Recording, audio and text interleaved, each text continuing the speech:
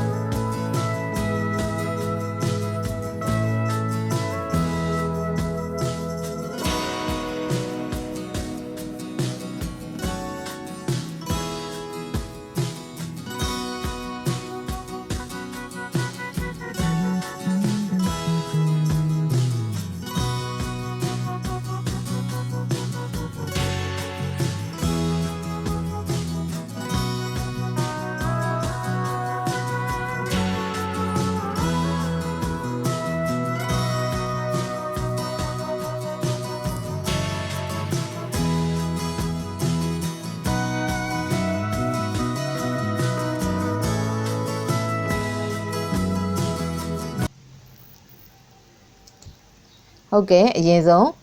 နှုတ်ခောက်ဆွဲချက်ဖို့အတွက်ကျမတို့ဒီနှုတ်ခောက်ဆွဲတဲ့ထည့်တယ်ပေါ့နော်အကျွတ်ကြော်လေးကြောပါမယ်ရှင်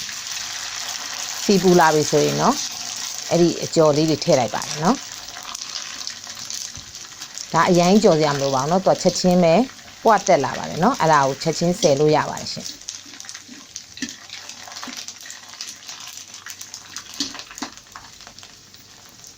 ဒါအကြီးကြော်ရင်တူဝါမှာဖြစ်တဲ့အတွက်ပေါ့နော်ပွာလာတာနဲ့ဆယ်လို့ရပါပြီရှင်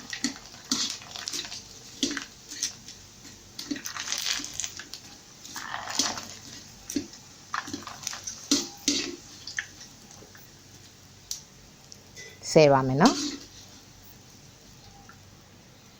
မီးတအားပြင်းနော်မီးလေးပိတ်လိုက်ဖွင့်လိုက်နဲ့ကြော်ပေးရပါမယ်နော်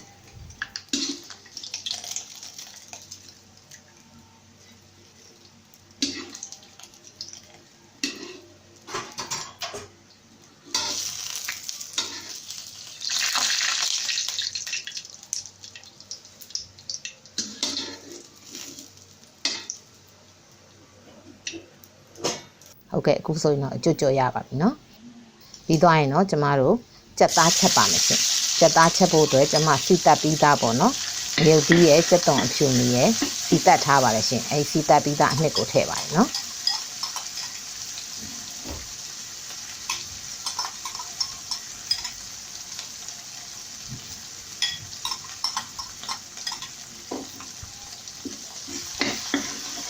ဟုတ်ကဲ့တေချာလေးပြန်မှွေပေးပါမယ်เนาะ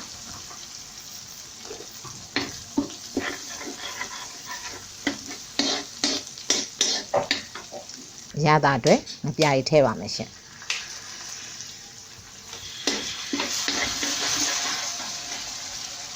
ချုံမုတ်ကလေးထည့်ပါမယ်နော်ပြီးရင်တော့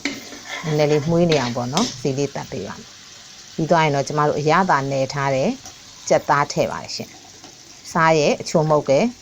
စနွင်းလေးရဲ့နယ်ထားပါမယ်နော်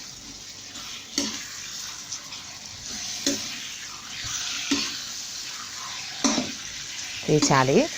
လုံးပေးပါမယ်ရှင်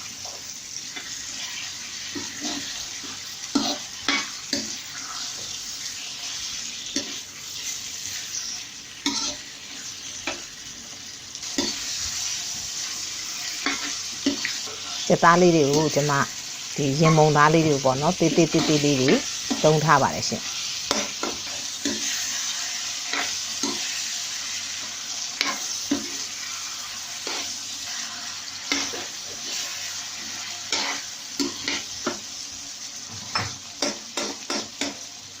ဟုတ်ကဲ့ပြီးသွားရင်တော့ကျွန်မအုံလို့ဘူးလေးပေါ့နော်အသေးလေးကျွန်မထည့်လိုက်ပါရှင်တကယ်တမ်းတော့နှုတ်စိမ်းချက်မယ်ဆိုရင်တော့ဒီကြက်သားလေးချက်လိုက်ရပါတယ်เนาะကျမက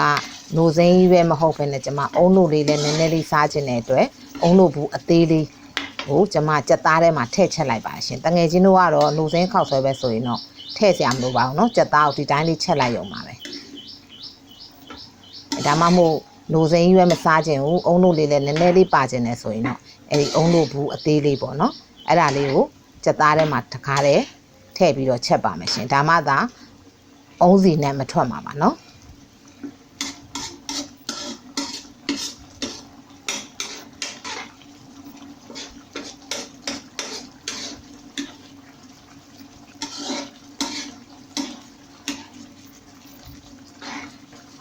ပြီးသွားရင်တော့ပကံတစ်ခုလည်းကျမတို့ခတ်ထည့်ထားပါမယ်ရှင်ရေတွေပါမထည့်ရပါဘူးเนาะအကြာကြီးလည်းချက်စရာမလိုပါဘူးရှင်ဒါပြီးသွားရင်တော့ကျမတို့ဒီအရေထဲထည့်ချက်မှာဖြစ်တဲ့အတွက်ခတ်ထားလို့ရပါပြီเนาะပြီးသွားရင်တော့စောစောကဒဲအိုးထဲမှာပဲကျမဒီကြက်ရိုးပြုတ်ပါမယ်เนาะကြက်ချီတော့ပြုတ်ပါမယ်အဲ့ဒီအတွက်ရေထည့်ပါရှင်ရေကိုရင်နွေးစုအောင်တည်ပါမယ်ရှင်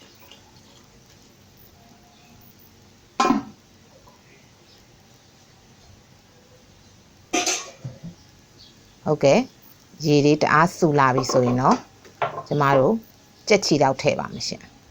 ကြက်ချီတော့ကိုတစ်ခါတည်းထည့်မပြုတ်ပါဘူးเนาะညီနှံ့ထွက်မှာဆိုတဲ့အတွက်ကျမတို့ဒီရေဆူလာပြီဆိုတော့မှထည့်ရမှာပါเนาะအဲကြက်ချီတော့ကလေးကိုနည်းနည်းလေးနူးအောင်လို့ကျမတို့တည်ပါမယ်ရှင်အခုဆိုရင်တော့တအားလည်းပွက်လာပြီပေါ့เนาะအဲဆိုဟိုဘက်ဒီဘက်ကြက်ချီတော့လေးတွေကိုလှန်ပေးပါမယ်ပြီးသွားရင်တော့ကျမ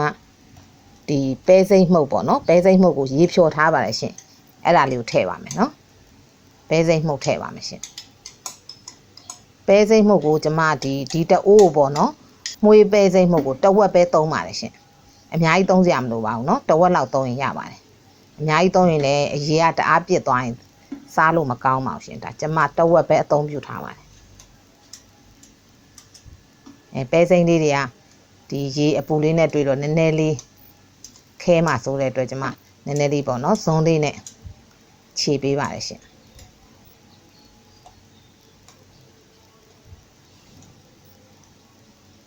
ပြီးရင်တော့ဒီပဲစိမ်းအမှုန့်အနှံ့ပေါ့နော်ပျောက်သွားအောင်လို့ကျမတို့ပွက်အောင်တည်ပေးပါမယ်အနှံ့ပြောင်းတည်ပေးပါမယ်နော်အနှံ့လေးပျောက်သွားပြီဆိုရင်တော့ကျမတို့နိုစိမ်းထည့်ပါတယ်ရှင်နိုစိမ်းကိုတော့ကျမဒွန်းနိုစိမ်းကိုဘူး3ပုံ2ပုံပေါ့နော်အဲ့လောက်ပဲထည့်ပါတယ်ရှင်3ပုံ2ပုံလောက်ပဲထည့်ပါတယ်အဲ့တော့ကျမအုံတို့ဘူးလေးပါထည့်ချက်တဲ့အတွက်ကျမနိုစိမ်းကိုတဘူးလုံးမသုံးပါဘူးနော်ပြီးသွားရင်တော့စောစောကအုံတို့လေးနဲ့ချက်ထားတဲ့ကြက်သားတွေထည့်ပါတယ်ရှင်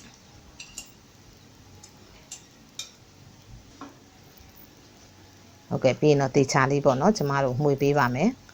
ပွက်အောင်တည်ပါမယ်ရှင်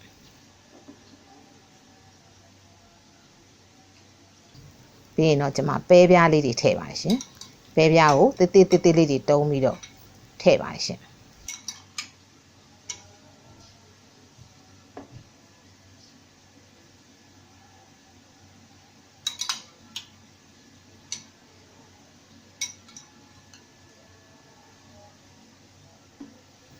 ဟုတ်ကဲ့တေချာလေးမှွေပါမယ်နော်ပြီးသွားရင်တော့ကျမတို့တချို့ကြတော့လဲကြက်သွန်အနီထည့်ပါတယ်နော်ကြက်သွန်နီအလုံးလေးတွေထည့်ပါရှင်ကျမကတော့ဒီနိုစိမ်းချက်လို့ရှင်ကြက်သွန်နီထည့်ရင်မကြိုက်ပါဘူးနော်အဲ့အတွက်ကျမကြက်သွန်နီမထည့်ပါဘူးရှင်တငယ်ချင်းတို့ကတော့ကြိုက်ရင်ထည့်ပါနော်ပြီးလို့ရှင်တော့ကျမပဲသွေးထည့်ပါရှင်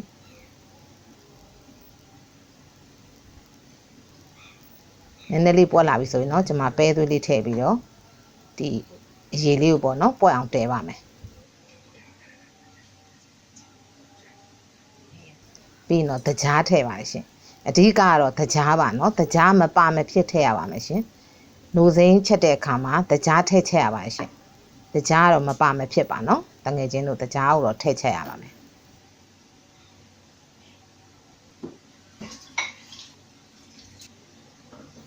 ဟုတ်ကဲ့ကျမအရသာလေးမြည်ကြည့်ပါမယ်ရှင်အရသာပေါ်တဲ့အတွက်ကျမငပြရည်ထည့်ပါရှင်နိုစိမ်းခောက်ဆွဲချက်တဲ့အခါမှာစားထက်ပေါ့နော်ငပြရည်ကိုအဓိကသုံးပါတယ်ရှင်စားတော့နည်းနည်းပဲထည့်ပါမယ်နော် လိုအပ်မှထည့်ပါမယ်မလိုအပ်ရင်တော့ငပြိုင်လေးနဲ့ပဲချက်တာပိုကောင်းပါတယ်နော်လူစိမ်းခောက်ဆွဲငပြိုင်နဲ့ပိုလိုက်ပါတယ်ရှင်အရသာလေးထပ်ပြီးတော့မြည်ကြည့်ပါမယ်နော်အချိုလေးလိုတဲ့အတွက်ကျွန်မတကြားထပ်ထည့်ပါတယ်ရှင်ပြီးရင်နော်အရသာလေးကလည်းနည်းနည်းပေါ့တဲ့အတွက်နည်းနည်းလေးပေါ့နော်အငံတက်လေးလေးရအောင်လို့ကျွန်မစားလေးနည်းနည်းလေးထည့်လိုက်ပါရှင်အများကြီးတော့မထည့်ပါဘူးနော်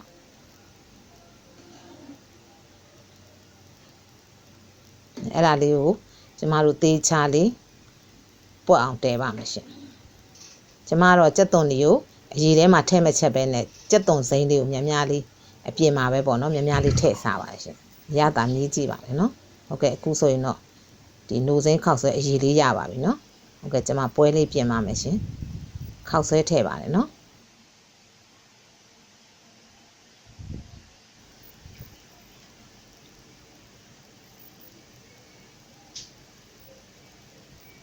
ပြီးရင်တော့အရေးလေးထည့်ပါမယ်ရှင်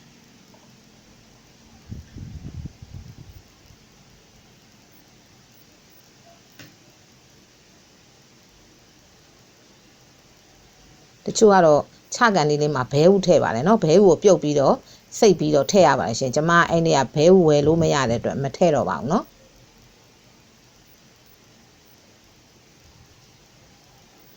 ကြက်သွန်စိမ်းလေးထည့်ပါတယ်ရှင်နေရုပ်သီးမှုတ်ထည့်ပါမယ်เนาะအချင်ကြရင်တော့အချင်ထည့်စားလို့ရပါတယ်เนาะပြီးရင်တော့အကျွတ်ကြော်ထည့်ပါမယ်ရှင်